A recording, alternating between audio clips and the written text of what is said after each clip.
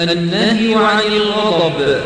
عن أبي هريرة رضي الله عنه أن رجلا قال للنبي صلى الله عليه وسلم أوصني، قال لا تغضب، فردد مرارا قال لا تغضب. La colère à la lumière du Coran et de la Sunna. Cet homme a demandé au prophète sallallahu alayhi wa sallam de lui faire une recommandation et il lui a répondu: ne te mets pas en colère. Pourquoi avoir préconisé ce conseil plutôt qu'un autre?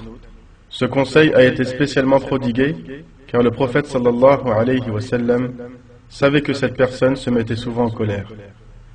Il est donc recommandé à celui qui conseille de percevoir l'état de la personne conseillée pour un bénéfice plus grand et une réussite plus concrète. Par ailleurs, ce qui est visé par ce hadith n'est pas seulement l'interdiction de se mettre en colère, mais il vise aussi à ce que la personne maîtrise sa colère, qui est une nature de l'homme, en l'endiguant pour ne pas qu'elle se déchaîne.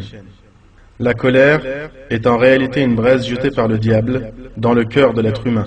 Des signes extérieurs indiquent cela, comme le rougissement du visage ou le gonflement des veines, l'inconscience dans les actes et les paroles. Ainsi, il peut commettre des actes dont les répercussions sont graves et qui seront par la suite source de grands regrets. Après nous avoir enjoint de ne pas nous mettre en colère, le prophète sallallahu alayhi wa sallam, connaissant la nature humaine, nous a prodigué quelques précieux conseils lorsqu'elle survient.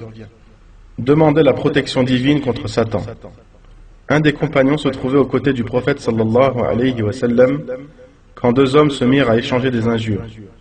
L'un d'eux eut le visage rouge et les veines du cou gonflées. Le prophète sallallahu alayhi wa sallam dit: je connais une formule qui calmerait cet homme. S'il disait: je demande la protection divine contre Satan le damné, il serait débarrassé de ce qu'il éprouve. En arabe, A'udhu billahi minash shaytanir rajim. Se taire. Le messager d'Allah sallallahu alayhi wa sallam a dit: quand l'un de vous se trouve en colère, qu'il se taise. Chers frères, chères sœurs, prenez acte de ces enseignements prophétiques.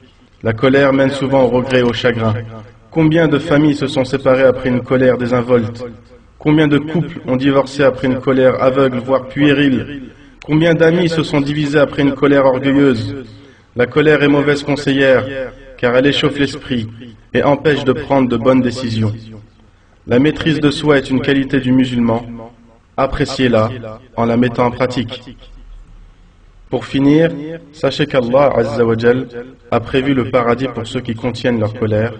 Allah dit: وسارعوا إلى مغفرة من ربكم وجنة عرضها السماوات والأرض أعدت للمتقين الذين ينفقون في السراء